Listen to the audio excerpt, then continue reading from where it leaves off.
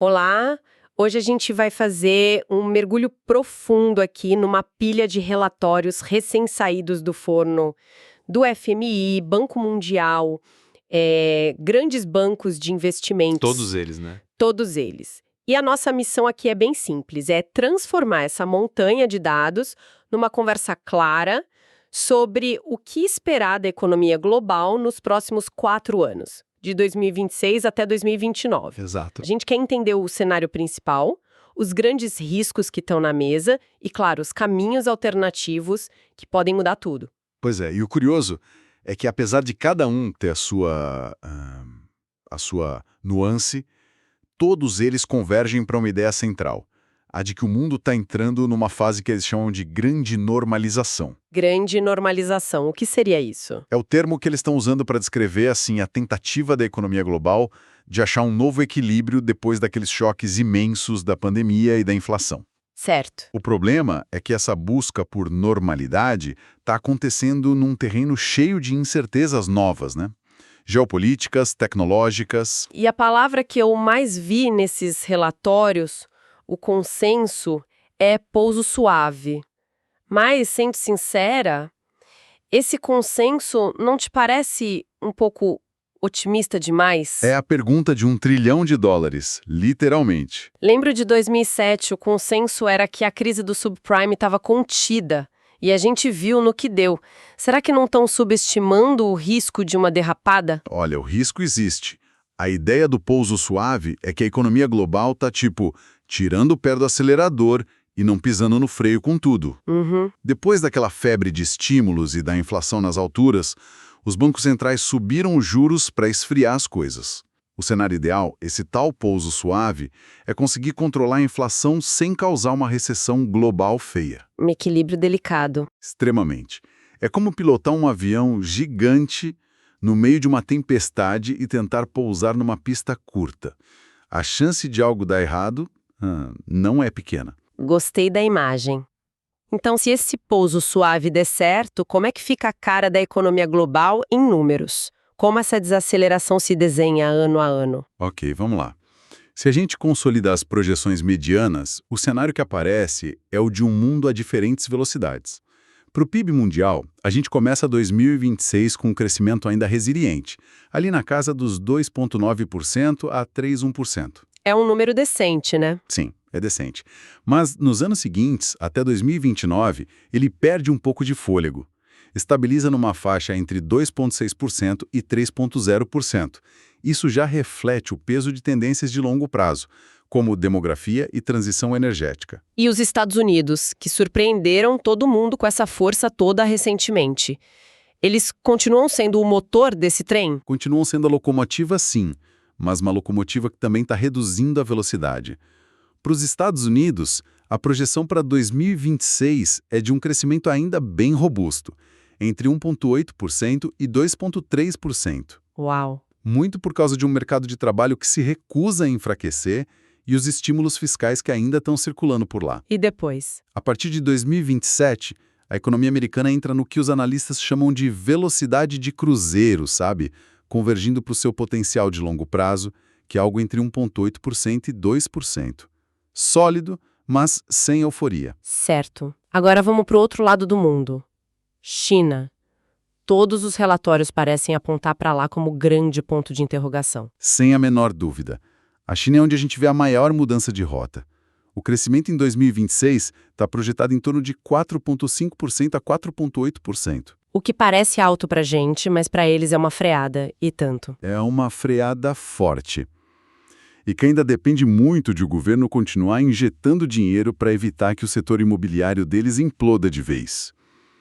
O que esses números mostram, no fundo, é que a era da China como a fábrica do mundo crescendo 10% ao ano acabou para sempre. A tendência de queda gradual, chegando num patamar entre 3,8% e 4% lá em 2029, o desafio deles não é mais crescer rápido, mas sim evitar uma estagnação no estilo japonês. Uma década perdida, que poderia arrastar todo mundo junto. O que nos leva à Europa, que já parecia estar quase no acostamento. Exatamente. A zona do euro apresenta o quadro mais modesto, para não dizer preocupante. O crescimento em 2026 é projetado para ser bem fraco, algo em torno de 1,2% a 1,3%. Nossa, é muito baixo. E a recuperação nos anos seguintes é lentíssima, talvez chegando a 1,4% em 2027 e 2028. A Europa está meio presa por uma demanda global mais fraca, custos de energia e a necessidade de vários países arrumarem as contas públicas. Tá, essa imagem de um mundo a várias velocidades ficou muito clara. Os Estados Unidos na pista rápida, a China desacelerando e a Europa lutando para não ficar para trás. Vamos entender melhor o que está por trás disso, o que está debaixo do capô de cada uma dessas economias. Boa. Se a gente olhar os motores positivos, os ventos a favor, o principal no curto prazo é a política monetária. Cortes de juros. Exato. A expectativa quase unânime é que o Banco Central americano, o Fed e o europeu comecem a cortar as taxas de juros em 2026.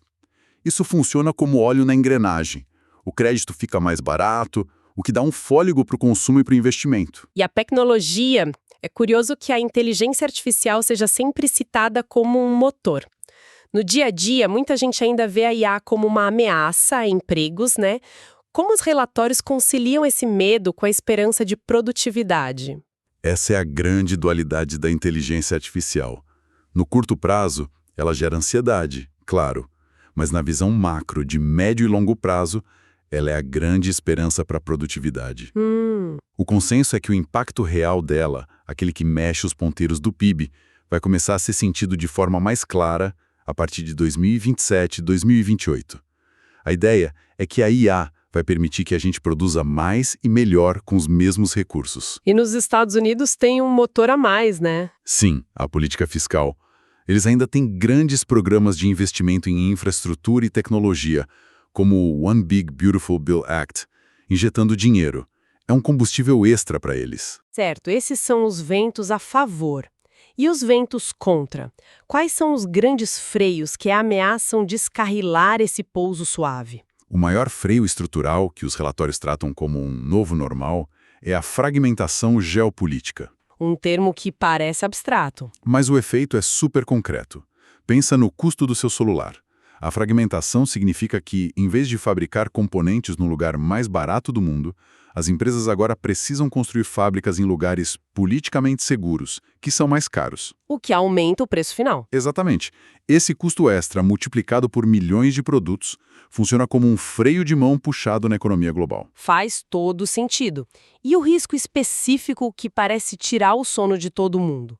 A crise na China. Essa é a grande ameaça. A crise imobiliária na China é o maior risco individual para a economia global. Os analistas chamam de cisne cinzento. Um risco que todo mundo vê, mas ninguém sabe o tamanho do estrago. É isso. Exatamente essa definição.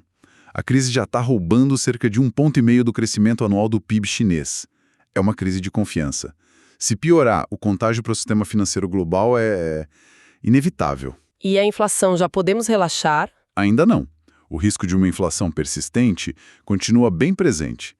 Se ela teimar em não ceder, especialmente nos serviços, os bancos centrais teriam que manter os juros altos por mais tempo. O que seria o gatilho para uma recessão? Seria o gatilho mais provável para transformar o pouso suave num pouso forçado. E por último tem um freio silencioso, mas poderoso, a demografia. Envelhecimento da população, menos gente entrando no mercado de trabalho. Isso impõe um limite matemático ao crescimento, especialmente na China e na Europa. Então, o cenário base é uma possibilidade, uma desaceleração controlada, mas que está andando numa corda bamba. E se o vento soprar mais forte? O que acontece se as coisas correrem muito melhor? Ou muito pior? Exato. Os relatórios tentam quantificar essas alternativas. Vamos começar pelo cenário otimista que a gente poderia chamar de retomada sincronizada. Gosto do nome. O que precisaria acontecer? As premissas são: cortes de juros mais rápidos e agressivos do que o esperado, os estímulos do governo chinês finalmente funcionam e, o mais importante, os ganhos de produtividade da IA chegam antes e com mais força, adicionando 0,5 ponto percentual ao crescimento global todo ano. 0,5 ponto percentual parece pouco. Parece, mas com juros compostos numa economia de 100 trilhões de dólares, o impacto é gigantesco. O crescimento global poderia saltar para uma média de 3,5% a 3,8% ao ano. E em dinheiro, o que isso significa? Em 2029, o PIB mundial seria uns 10 trilhões de dólares maior que no nosso cenário base. É quase como adicionar uma nova China à economia mundial. Nossa, 10 trilhões! Agora, o outro lado da moeda. O cenário que ninguém quer ver. O cenário pessimista, batizado de estagnação prolongada. O nome já assusta. É a pior combinação. Estagnação com inflação alta. Quais são as premissas aí? O oposto do otimismo. A inflação se mostra resistente, forçando juros altos por todo o período. Some a isso uma escalada geopolítica, uma guerra comercial mais dura e um agravamento da crise chinesa contaminando tudo. E os números? Devem ser assustadores. As consequências seriam graves. O crescimento global cairia para uma média quase parada entre 1,5% e 2,2% ao ano. O PIB mundial em 2029 seria uns 8 trilhões de dólares menor que no cenário base. O que significaria desemprego em alta, queda de renda, um cenário bem sombrio. Um ambiente econômico e social muito mais tenso. E entre esses dois extremos tem um terceiro cenário que me pareceu bem interessante, o de divergência acentuada. Não é todo mundo subindo ou caindo, mas uma separação. Sim, e este é talvez o mais complexo e, para alguns, o mais provável. Aqui, a economia global não se move em bloco. A ideia é que os Estados Unidos disparam na frente, capitalizando os ganhos da IA e sua autossuficiência energética. Enquanto os outros... Enquanto a China não consegue sair do buraco e entra numa estagnação, uma década perdida, e a zona do euro fica para trás, travada sem conseguir competir no mesmo ritmo. Mas essa divergência não criaria um mundo ainda mais instável? Se os Estados Unidos se tornam a única superpotência de IA, que tipo de tensões isso gera com a China e a Europa? Isso não alimentaria ainda mais aquela fragmentação geopolítica que a gente falou? Exatamente. Você conectou os pontos perfeitamente. Esse cenário teria um efeito cascata. O crescimento mundial, na média, seria até um pouco mais fraco, mas o principal resultado seria um mundo economicamente ainda mais polarizado. Um vencedor claro e dois grandes blocos lutando para não ficar para trás. Isso, o que aumentaria as tensões comerciais, espionagem industrial, corrida por subsídios, retroalimentando o ciclo de fragmentação. Um mundo de crescimento medíocre e muito mais conflituoso. A análise é fascinante e um pouco assustadora. Resumindo, parece que a mensagem principal é que estamos entrando numa era de crescimento mais lento, mais difícil e fragmentado. O pouso suave é a esperança, mas os riscos são muito reais. Perfeito. E para deixar uma reflexão final, tem o que alguns relatórios chamam de pontos de consenso perigoso. O que seria isso? Quase todas essas projeções, do otimista ao pessimista, partem de uma premissa, que a revolução da IA vai gerar um salto de produtividade que vai compensar os outros desafios, como a demografia. Uhum. Mas a história mostra que tecnologias transformadoras como a eletricidade demoraram décadas para remodelar a economia. A pergunta que fica no ar, sabe, e que ninguém tem a resposta é: será que o mercado e os analistas não estão sendo otimistas demais quanto à rapidez com que a IA pode resolver nossos problemas estruturais? E o que acontece se esse milagre da produtividade demorar mais do que o esperado para chegar? Exato. Essa é a grande questão. E só para deixar claro, as informações e projeções discutidas nesta análise são baseadas em fontes de dados publicadas por terceiros e refletem as visões de mercado na data de gravação. Esta discussão tem fins puramente informativos e educacionais, não constituindo qualquer tipo de recomendação de investimento ou aconselhamento financeiro. Os cenários futuros são inerentemente incertos e os resultados reais podem diferir materialmente.